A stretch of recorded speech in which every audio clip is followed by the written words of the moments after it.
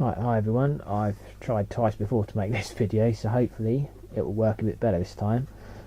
Just a progress update as to where I am and what I'm working on. Here's the Shackleton. I'd say it's probably about 50% done. As you can see, it doesn't balance. When I was building it and putting the fuselage together, I didn't put enough weight inside the nose here, sort of behind that bulkhead in front of the cockpit, to weigh it down, which is my mistake. A bit silly really. As you can see, I've already put big chunks of metal in the nose wheel bay here, and it's still not enough. There's about 40 grams of metal in there, and it's still not enough to weigh it down. It's almost there, but not quite, so I've got to find a way of putting more inside here, or drilling a hole in the side of the aircraft there and filling up the gap with something, and then covering the hole over and trying to make it look like I've not made a fairly monumental mistake. But I'm reasonably pleased with what I've done so far. You've got the undercarriage there, scratch built this antenna here, which I think is for instrument landing approach and stuff, because the kit part broke. Got the bomb bay all nice and weathered, which I have to cover up with masking tape before I spray the rest of this. But that's a long way off yet. And you've got the main gear here.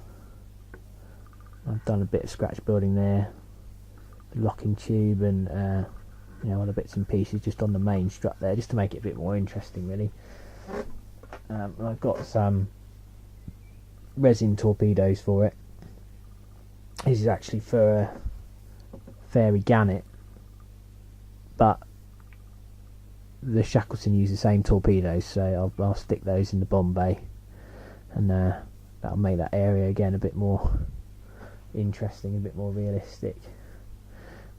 The cowlings are done, the propellers are done. I mean, it took ages just to do these stripes. Red over white never really works very well. It takes ages to do 2 or 3 coats on each tip, and if you think the Shackleton's got 8 propellers with 3 blades each, that's 24 times you have to go through this just to make it look right. Another acquisition I made recently was this Helghast Trooper from the Killzone console games, if any of you are familiar with those. It's from a seller in Ukraine. He makes, I think it's North Star models or something. Nicely done. I think it's 1/35 scale. Lots of nice detail on there. And there's a weapon to go with it as well. Just kind of fits on his arm there. I was thinking maybe doing a diorama or something, a checkpoint of some sort. One smaller kit that I did finish was this Castle Wagon. It's an Airfix kit from, I think, maybe late 60s, early 70s, something like that.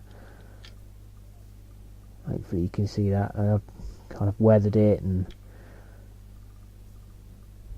using chalk dust and sort of dry brushing and stuff like that, and it's just come out quite well. And it's a video that's going to go on my other channel, the ECA Models channel. It's a continuation of the Wagons of Sodor series. I mean, there's only one on there at the moment, but there's a couple more ideas that I've got for that, and scratch building ideas, so hopefully that series will take off properly eventually. And the next finished one, which I haven't done a video for yet, is the Boeing 737 in Haribo and Tweefly colours. It's the first 1/44 scale kit that I've done. Been on the shelf for about 6 months, and I've actually really enjoyed this. The detail on it I was quite surprised by. I like the colour scheme, and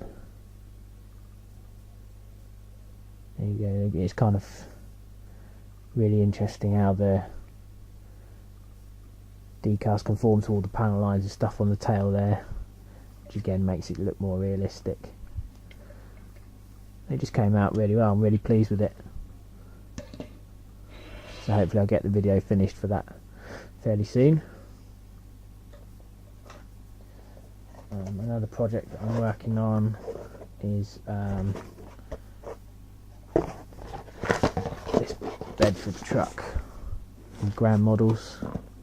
It's a small producer in Watford. So there's the chassis. It's all resin. The chassis isn't actually square, which is making life a bit difficult. But it's got the rear axle on there. You've got the cover for it, fabric cover, and box section trailer there.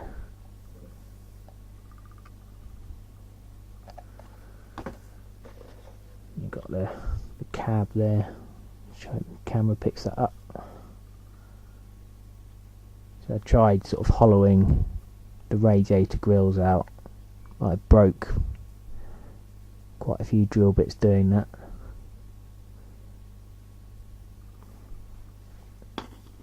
Yeah, that should be quite interesting once it's finished. I just sort of roughly put these bits together so you get a general idea of what it'll look like. So you've got the cab on the chassis there, and then the box section just sits on the back there. So it just kind of look a little bit out of proportion, but that's just how it is. It hasn't got the front axle on yet, but it's all good experience. I haven't used resin much.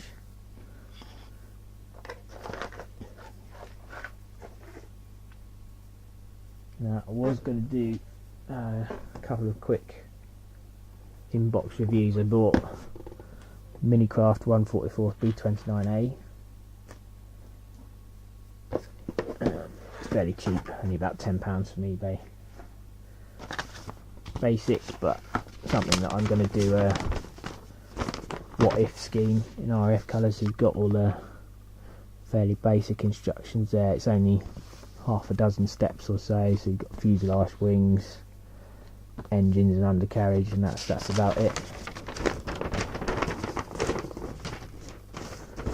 Two different schemes. They don't look that different. So this one must be one that's been interned in Russia because it says Vladivostok on the instructions. Both in olive drab. This one doesn't actually say it's been assigned anywhere, so it's not particularly helpful, but there are the decals for it. Nicely in register, not too thick.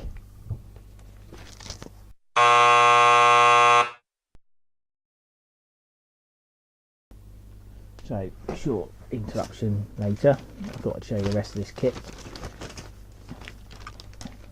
You've got the fuselage, the B29 there. It's not very long, about a handspan, so let's say 30 centimetres, so that'll easily fit on the shelf. So the camera keeps up with this. You've not got any interior detail, but you don't need any on a kit this size. I'm not going to open this bag because there's some loose bits floating around in the bottom. You've got the wings there, again not massively wide, maybe 2/3 the length of the fuselage, that sort of thing, and all the engines and propellers there. They're fairly straightforward. And the other thing I bought, which is fairly new I think, is the Anagrand 144 B54 Ultra Fortress. Now until last week I hadn't actually heard of this. Apparently it's an evolution of the B29 design. They decided to take it as far as they could really in terms of development. They made a mock-up, but it was never built, it was never put in production, and eventually the program was cancelled. when jet bombers became more available. But I thought I'd show you this anyway. It's something different, and I like some variety really. Not always mainstream stuff. Now be prepared. This kit was £66, which for a 1/44 kit is pretty expensive. I'll give you that. You'd be hard pressed to find a 1/48 scale kit of a B29 for that kind of money. But to my surprise, when I initially opened the box, there were 3 more kits inside in 3 small bags. And it seems to be the way that Anagrams package their kits. Having looked around afterwards, some of their sort of heavier bombers and what have you that they produce have these other kits in with them. So looking at the instructions, these extra kits are Douglas XF-16 Missileer, which is this one, the McDonald XHJD Whirlaway, it's kind of a helicopter type thing, and the Northrop YF-17 Cobra, which looks like a conventional fighter type thing. And then you've got the B-54 there, main drawings. It's supposed to be longer in terms of the fuselage and wingspan. You've got these massive fuel tanks on either side of the wing as well. And it would have carried a much heavier bomb load. Armament in terms of machine guns would have been about the same. Had more powerful engines. So yeah, looks very similar to a B29 sort of overall shape. I mean, this is all you get in terms of instructions. So you've got the Whirlaway there. Very strange looking thing, but quite cool. So you've only got 2 steps for instructions there, so you've really got to go by the picture and guess where everything has to go. The same for the other 2 really. The Cobra there, and Missileer there. You've got a couple more pictures for the main kit, the B-54. So there's a bit of detail there in the cockpit. And you've got the underneath there, so the outrigger, landing gear, main gear, all the turrets that go along the bottom of the fuselage. So I'll show you quickly how the kit comes packaged. I'm not going to empty the bags because all the bits are loose. And thankfully, because this is a resin kit, you won't have to do any cutting, because the pour stubs, if you look at the Hellgas kit that I showed you earlier, that pour stub at the bottom, about ½ centimetre thick, you'd have to cut that with a saw. That seems to be quite common with a lot of resin kits. This one, basically almost everything's been done for you in terms of cutting things out, so you're not going to have to hack away at anything in order to make it available to you as a bit, or a piece should I say. You've got the fuselage there, probably about 20% longer, maybe not 20%, 15% maybe longer than the B29 that I showed you in the other kit. I'll just do a comparison there. Let's move it away from the camera. So you can see the difference in size there between the B29 and the B54. And obviously the wingspan's bigger as well. You've got your engines there, tail there, and all the props and spinners and all sorts in that bag there. And you give you a close up of the Cobra. Nice sort of one-piece fuselage, and then you've just got to whack all the control services on it and it'll be pretty much finished.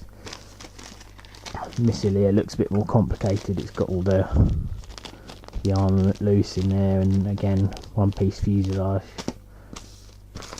You've got the Whirlaway there. You can't really see that very well, but actually I'll take this bit out just so that you can see it. quite an interesting looking thing. I mean, that's just the wing surface, if you like, so it should be an interesting little kit to build. And that's pretty much everything, so I will do another update shortly.